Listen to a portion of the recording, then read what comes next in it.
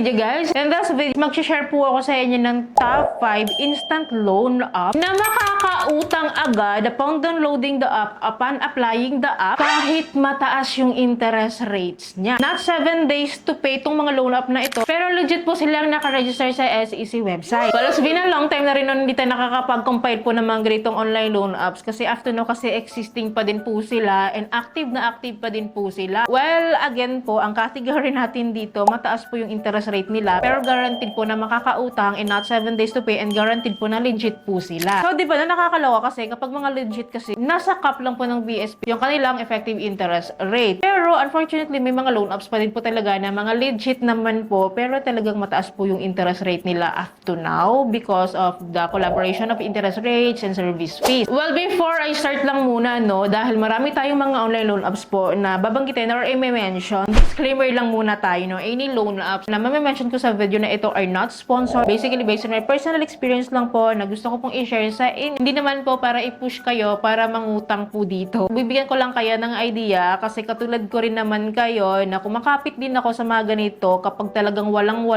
na rin akong malapitan. Lalong-lalo na sa tao. Gusto kong i-share sa inyo. Nag-e-exist pa din po sila na mag-offer po sa atin. Unavailable nga po sila sa public na mautangan. Though medyo may kurot sa interest rates nila. But guys, don't worry. This is quite better din naman sa mga nagsa 7 days to pay lang na interest rate na umaabot ng almost 50% a month. Hindi naman siya ganun kalala. So, medyo mataas lang talaga siya ng kaunti doon sa standard interest rates po ng mga online loan apps. And by the way, if you are new to my channel, nagre-review po tayo ng different online loan apps or online loan services, legit man or hindi, new man or existing. Sinisilip ko po yan at sinusubukan ko mismo. Nagbibigay po tayo dito ng legit tips, reviews, and recommendation and what online loan apps or loan services to avoid. Kaya kung gusto mo mag-get mga videos, you can consider subscribe at i-click mo yung bell button para lahat ng videos ko is updated and notified ka. Well, umpisahan na natin itong top 5 lang naman ito, no? Kasi ito yung parang laging existing at familiar na rin tayo. Which is first on my list is si Cashify Loan App. Guys, huwag malito ha. Itong si Cashify po, ito po yung dating Casyola Loan App before. So, nagkaroon po siya ng rebranding ng name. Nagpalit po sila ng app name. Pero siya pa din po yung dati. Ang maganda kay Casyola, no? Every time na magkakaroon ako ng application dito, kunwari, makalimutan ko or nawala yung aking mobile phone number or hindi ko na ma-access yung aking dating account. Nagre-reapply ako at na-approvehan niya ako palagi. Hindi pa ako niya nare-reject. Kahit iba-ibang number yung aking pinang-apply dito. Well, ang maganda kay Cashify Loan App po, buo siyang matatanggap. Kahit mataas yung interest rate niya. And every 15 days po yung repayment niya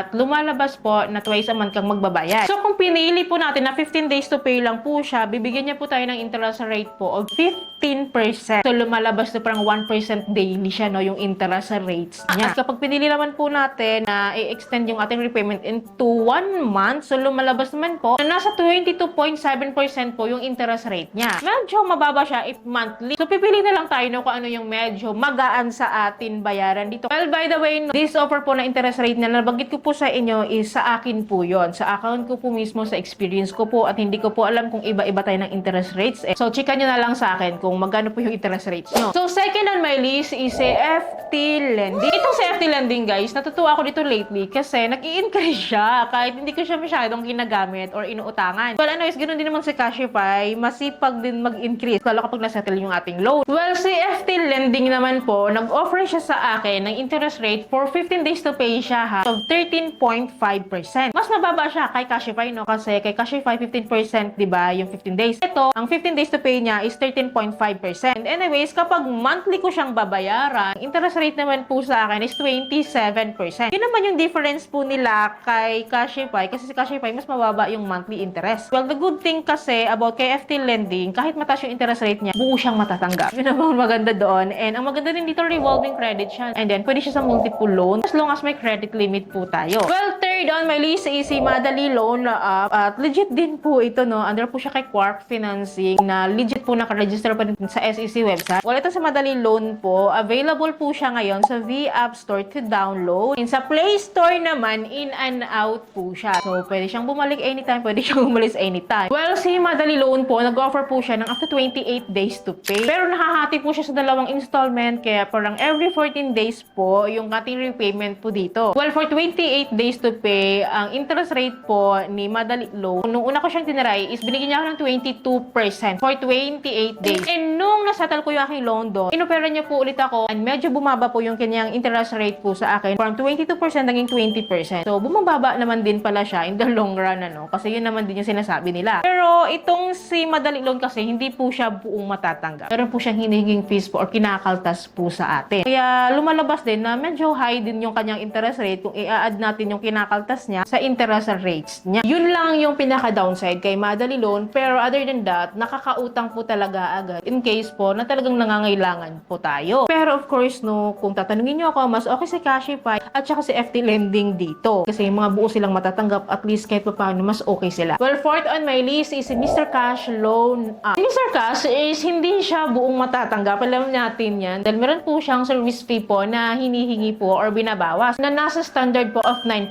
Pero ito time to time guys, nagbabago yung service fee niya. Depende sa mood niya kasi ako na-experience ko yung 4.5% na service fee na binabawas sa loan. And then after that, bumabalik siya sa 9%. And then kapag repeat borrower ka dito guys, no, ang napansin ko dito, tumataas yung service fee niya na dapat hindi. Kasi dapat diba kapag repeat borrower ka at good payer ka, dapat medyo nag-low down yung interest rate niya. Pakonsuelo man lang dahil repeat borrower ka or good payer ka. Well, bukod sa service fee po, si Mr. Cash nag-offer siya ng interest rate. Magkaiba si service fee at saka si interest rate. And for me, na-offeran niya ako, based sa experience ko po na from 0.25% to 0.50% daily. Well, si Mr. Cash naman po ngayon, no, medyo nagbago rin naman siya sa repayment plan niya. Kasi kapag first timer ka dito, 18 days to pay siya, di ba? Pero ngayon po, nag-offer na po agad-agad siya ng 45 days to pay. Pero yung 45 days to pay na po yun, 3 installments siya. Kaya lumalabas po na every 15 days po yung ating repayment po sa kanya. Okay naman to si Mr. Cash, guys, no? Kahit pa paano, kasi nga po, makakautang. Hindi ko lang din naman nagustuhan nito kay Mr. Cash nga po, kasi in the long run, tumataas yung kanyang effective interest rate. Well, lastly, fifth on my list is itong si Snap Pera Loan App na under kay Kusug Pera Loan App. Well, si Snap Pera po, yun po yung app name niya sa Google Play Store, while si Kusug Pera, yun naman po yung app name niya sa V App Store. Pero guys, iisa lang po sila. Legit naman po ito na naka-register po sa SEC website. Well, ang offer niya sa akin is every 15 days po yung aking repayment. Meron din silang up to 45 days. Binigyan niya po ako ng interest rate po 21%. Well, hindi lang din siya buong matatanggap kasi meron siyang binabawas or kinakaltas po na service fee worth 19%